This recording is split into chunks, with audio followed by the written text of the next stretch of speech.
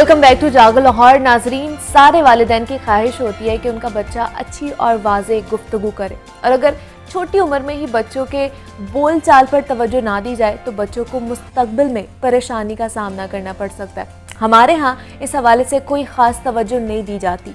अक्सर वालिदैन कहते हुए हमें नज़र आते हैं कि उनके जो बड़े बच्चे हैं वो कुछ अरसे तक बोल नहीं सके थे, तो इसलिए कोई मसला नहीं है, ये बच्चा भी वक्त गुजरने के साथ साथ ही बोलने लगेगा। लेकिन जनाब, ऐसा हरगिज़ नहीं है। हर बच्चा मुख्तलिफ होता है एक दूसरे से, इसलिए छोटी उम्र में ही बच्चों के बोल चाल पर तवज्जो देना बहुत ही ज़्यादा ज़रूरी हो चुका है। एक रिपोर्ट के मुताबिक 6 में से 1 बच्चा, ख़ास तौर पर 1/4 लड़कों को बोलने में मुश्किलात का सामना करना पड़ता है। ख़ास तौर पर ऑटिज़म का शिकार बच्चों को बोलने में मुश्किलात का सामना करना पड़ता है। माहिरीन के मुताबिक अगर बच्चा अपनी उम्र के हिसाब से बोलना ना शुरू करे या हकलाहट का शिकार हो तो उसकी स्पीच थेरेपी की जानी चाहिए। पाकिस्तान में स्पीच थेरेपी को एक महंगा तरीका इलाज समझा जाता है जो सिर्फ प्राइवेट इदारों या फिर हमें क्लिनिक्स के ज़रिए ही मिलता है, लेकिन सरकारी सतह पर इस हवाले से कोई इक़दाम नहीं किए जा रहे। स्पीच थेरेपी क्यों ज़रूरी है, क्यों इसको करनी चाहिए और ये कितनी ज़रूरी है हमारे लिए, इस पर बात करेंगे। हमारे साथ मौजूद हैं ज़िक्रा फैज़ हैं जो स्पीच थेरेपिस्ट हैं। ज़िक्रा, मैं आपको खुशामदीद कहती हूँ जागो लाहौर में। कैसी हैं आप? मैं बिल्कुल ठीक हूँ, आप कैसी हैं? मैं भी बिल्कुल ठीक ठाक। ज़िक्रा, आज हम बात कर रहे हैं स्पीच थेरेपी के हवाले से, तो मुझे बताइएगा किन किन बच्चों के लिए स्पीच थेरेपी ज़रूरी है? बेसिकली स्पीच थेरेपी हमने स्पेसिफाई कर दिया है सिर्फ ऑटिज़म के साथ, क्योंकि पाकिस्तान में आजकल ऑटिज़म का रेट बहुत ज़्यादा इंक्रीज़ हो रहा है। लाइक डॉक्टर्स यहाँ के पास भी जाएं या हम लोग अपने रैंडम किसी भी साइकोलॉजिस्ट के पास, थेरेपिस्ट के पास जाएं तो अपने एक्सपीरियंस से ऑब्जर्वेशन करते हैं और कहते हैं ना, उनको टैग कर देते हैं कि ये ऑटिज़म के बेसिकली ऑटिज़म के लिए ये ज़रूरी नहीं है। अच्छा, ऑटिज़म की स्पेसिफाइड 3 डोमेन्स हैं। ठीक है। जैसे उसमें फिक्सेशन होती है, मतलब बच्चों के अंदर एक रेपिटेटिव बिहेवियर्स बहुत ज़्यादा होते हैं, कम्युनिकेशन गैप होता है और बच्चा नॉन सोशल होता है।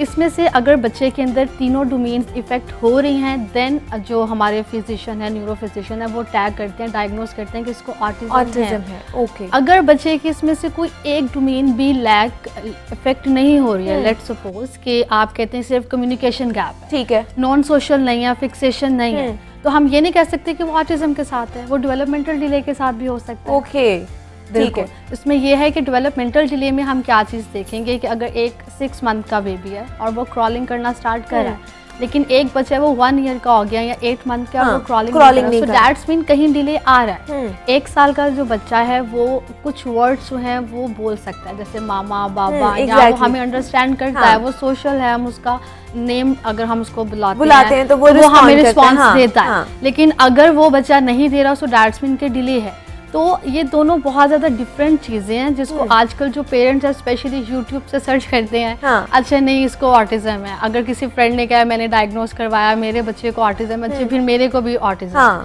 सिर्फ स्पीच डिले का मतलब ये नहीं है कि आपके बच्चे को ऑटिज़म हो सकता है कि आप सिर्फ उसी ऑटिज़म के साथ ही इसको रिलेट नहीं कर सकते, डिले भी हो सकता है। तो इसके लिए आप फिर स्पीच थेरेपी की तरफ जाते हैं।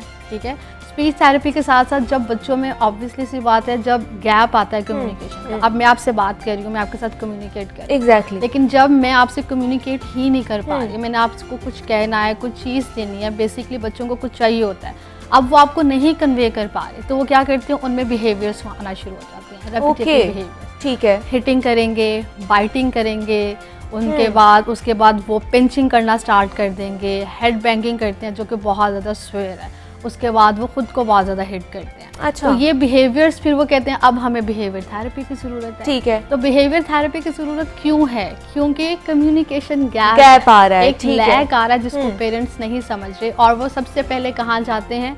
स्पीच थेरेपी के लिए नहीं जाते, बिहेवियर थेरेपी के लिए जाते हैं। बिहेवियर थेरेपी भी बहुत ज़रूरी है, no doubt, but speech therapy भी बहुत इंपॉर्टेंट है। जब तक हमें उस गैप को कवर नहीं करेंगे, कम्युनिकेशन नहीं आएंगी, वो चीज़ मांगना नहीं आएगा हमें, बच्चे को चाहिए, पेरेंट्स बैठे हैं, वो रो ही जा रहा है, और पेरेंट्स कह रहे हैं इसकी आदत है, इसने जब तक रो के कुछ कहना नहीं है ना, तो हम लोगों को पता नहीं चलता। वो उसकी आदत नहीं है, उसको समझ नहीं आ रही। So तो उसको समझने के लिए हमारे बड़ों को समझना बहुत ज़्यादा, पेरेंट्स को समझना जरूरी हो गया। तो जिस तरह आपने बताया कि ऑटिज़म के जो बच्चे हैं उसके शिकार और जो स्पेशल बच्चे हैं उनके लिए स्पीच थेरेपी कितनी ज़्यादा ज़रूरी है, और क्या वो स्पीच थेरेपी के बाद बोलना शुरू हो जाते हैं? डेफिनेटली बोलते हैं, बहुत ज़्यादा रिजल्ट्स आए हैं, जैसे कि I am running my on setup Lahore में, स्टेट लाइफ के अंदर है, यूडा स्कूल पॉलीक्लिनिक। उसमें हम लोग speech therapy, behaviour therapy, occupational therapy, बच्चों की डेली लिविंग स्किल्स पे काम करते हैं।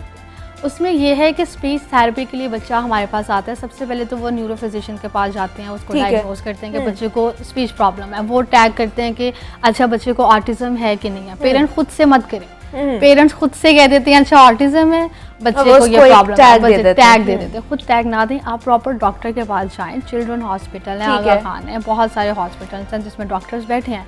आप उसके बाद बच्चे की असेसमेंट करवाएं, जो कि बहुत इंपॉर्टेंट है। डायग्नोस हो गया, उसके बाद असेसमेंट करवाएं कि अगर हमारा बच्चा 2 इयर्स का है, 2.5 है या 3 इयर्स का है, तो बच्चा कौन से लेवल पे फॉल कर रहा है। उसको अब तक 2 to 3 वर्ड्स बोलने चाहिए, तो वो क्यों नहीं बोल। अगर वो 3 वर्ड्स बोल रहा है और ही इज और शी इज 6 years old, अब तक तो उसको सेंटेंस बिल्कुल ऐसे और बच्चा नहीं बोल रहा, तो असेसमेंट के फिर वो अलार्मिंग सिचुएशन है। लेकिन बहुत से ऐसे, जैसे मैंने पहले भी बताया कि बहुत से लोग कहते हैं हमारे बड़े बच्चे लेट बोले हैं, तो छोटा हमारे दादा दादी नाना, उनका एक कॉन्सेप्ट है कि मतलब मेरा बेटा भी देर से बोला था, मेरी बेटी भी देर से बोली थी। लेकिन अब वो सिचुएशन, अब एक बिग क्वेश्चन आता है मदर्स पे। वो क्वेश्चन क्या आता है? Screen time. अच्छा, स्पीच थेरेपी में कम्युनिकेशन का जो गैप है, हम पेरेंट्स जो है, मदर्स नॉर्मली, क्योंकि फादर्स घर पे नहीं होते हैं, घर के काम करने हैं, कार्टून लगा दें, बिल्कुल उनको गैजेट्स पकड़ा दें, टेक्नोलॉजी, मोबाइल जो देखना आप देखो, क्योंकि उसमें आपका 1-to-1 इंटरेक्शन नहीं होगा। बच्चा चुप करके देख रहा है, अपने कार्टून चेंज कर रहा है, स्क्रीन टाइम उसको खाने का नहीं पता।